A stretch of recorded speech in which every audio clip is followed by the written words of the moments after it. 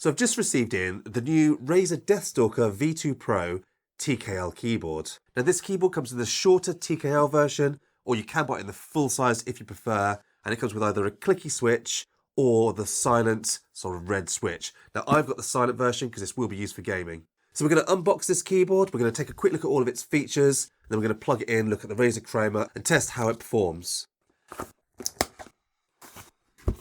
So here we go. I like the fact that it's going to be a low profile wireless keyboard. It's going to sit on my desk and you're hardly going to notice it's there. So inside the box we've got the keyboard wrapped in cellophane. We'll open that shortly. Bit of packaging to keep it safely in place. And above in the box here, hidden away, we've got the manual. So there we go, Razer Deathstalker. It's very nice. It's a black and silver manual. Looks very good. And we do also get our Razer Chroma stickers, because obviously they're highly sought after. And then this looks like a charging cable. So we've got a braided charging cable, which is USB-A to USB-C. And this is a little dock for the wireless dongle if you want to put it closer to the keyboard, maybe your PC slightly across the room. And if you want to do that, you take the USB-C side of the actual charging cable, you pop it into the actual dock itself, and then you put the USB-A into your PC so you can extend where the actual wireless dongle is. Now, obviously you can see here, it's got a USB-A on the end. Plug your wireless dongle into there and it is closer to your keyboard. Let's take a look at the keyboard itself.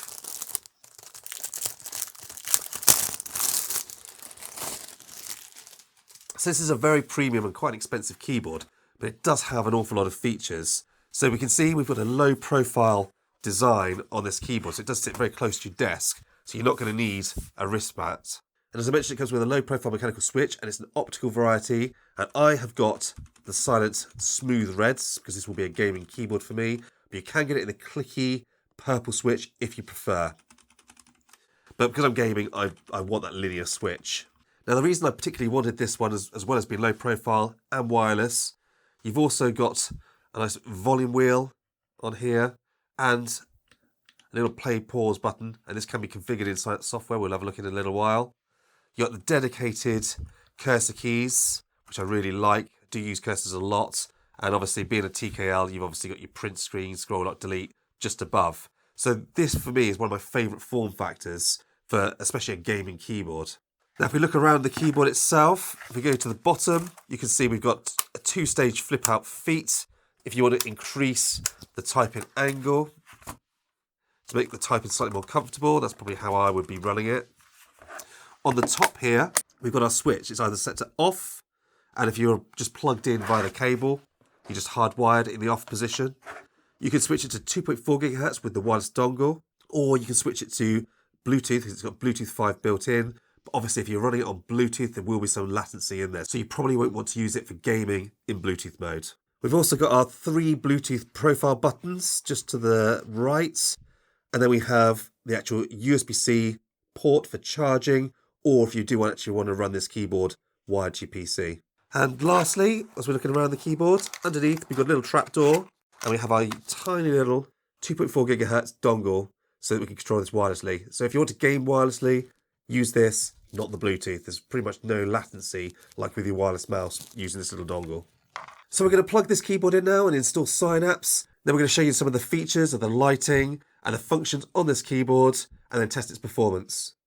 We're up and running, Razer Synapse is installed, and as you can see I have quite a few different Razer peripherals. Right across here is what I'm currently running on my desktop. Now here we can see the Razer Deathstalker V2 Pro, and it tells you the battery remaining as well. We've got 39% currently, I've not charged this yet. Now Razer rates the battery on this keyboard at about 50 hours if you're running the backlighting at about 50% brightness. So that's actually pretty good for one of these devices. And if you're on Bluetooth, it's actually not much more than it is over the actual hyperspeed. That gives you about 51 and a bit hours. So realistically, get that performance of the hyperspeed with the 2.4 gigahertz dongle, and you've got a good 50 hours of battery life on there. So if I click on my device, it brings us to the actual keyboard itself. And this is where you can customize the keys, create macros, use the Razer Hypershift, so between devices, set your volume wheel if you want to change that from the default volume up, volume down and mute. And the same with the play and pause button. all totally customizable. We've also got a gaming mode, and if I switch that on, or in-game, we can put always on, you can choose what you want to disable so you don't accidentally hit it when you're in-game. Turn that back off again. And if you notice on the right, we've got the hyperspeed multi-device pairing.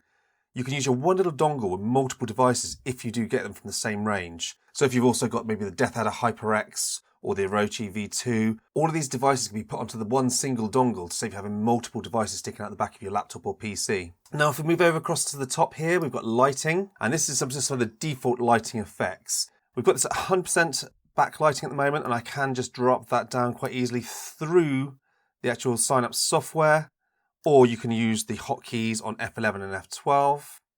Another nice little feature we've got is you can tick, so when the display turns off, it turns the actual backlighting off on your keyboard.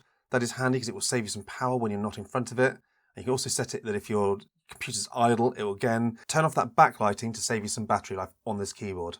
Now if we come up to the actual effects tab over on the right, we can see it's set to fire at the moment. I've set all of my devices I'm currently using to this fire, so the laptop, the dock, the monitor and the keyboard are set to fire, and they synchronize nicely together. But we can very easily just drop this down here and choose some of the other options within the actual just the quick effects that we can change. So like static, we can just choose a color and then go to the color picker and then change whatever static color you want. So if you've got a particular build or color theme going on, you can change it very quickly in here to a static color. There's a lot of different quick effects that you can use within the actual software here. Reactive. We've got ripple, wave. I do like the wave. I've very often got my laptop on the wave. It just scrolls through all the colors. We've got a wheel. Audio meter, so it will actually go with music that's running at the same time. But breathing, and you can choose the color options that you want it to breathe between. And ambient awareness, so that obviously if something's going on, the keyboard will react to it. Right, put it back to fire. And then on the top, we've got one more option, which is the power option. And from within here, again, you can get it to dim the actual lighting after a certain amount of time. And you can actually get it to turn the entire keyboard off. In my case, at 50 minutes of inactivity, but that can be adjusted. And you can even turn it off if you don't want that, but that does save your battery life if you wander away from your computer. Now, if you want more customizability or maybe some per key lighting on this actual keyboard, you need to go into the actual Studio tab at the top. And you can see straight away from in here, as I have lots of Razer devices, they are all showing on the screen. So if we look down at the keyboard here, I can select any individual key on the keyboard, on my laptop, on my mouse. I can select the colors on my actual dock or my monitor. And you can fully customize every single key or feature of these devices and set that to synchronize between all of these devices on this setup. The possibilities are absolutely endless, but it does take some time if you want to play around with this feature to set it up to your needs. Personally, I like to choose one of the quick effects, such as the actual fire, which I'm currently using. I've set it to all of the devices within my signups here, and they all synchronize together, and it looks brilliant. Now I'm going to quickly fire up a game. I'm going to just test the keyboard out, see how it responds. And I'll also show you something else which is pretty nice with the actual synapse. I'm going to quickly run Apex. And the great thing about Apex is it actually takes control of your lighting if you let it, and actually puts the lighting through the game. So you can see straight away now my fire has now changed and we've got red. And as you play the game, as certain things happen within the game, the keyboard does change, which is a nice little feature. So first things first, just show you this volume scroll wheel. That works really nicely if you want to quickly adjust the volume on the fly. Bring it a little bit down so the game sounds aren't interfering with me talking. If you press in the actual volume as well, you get an actual mute.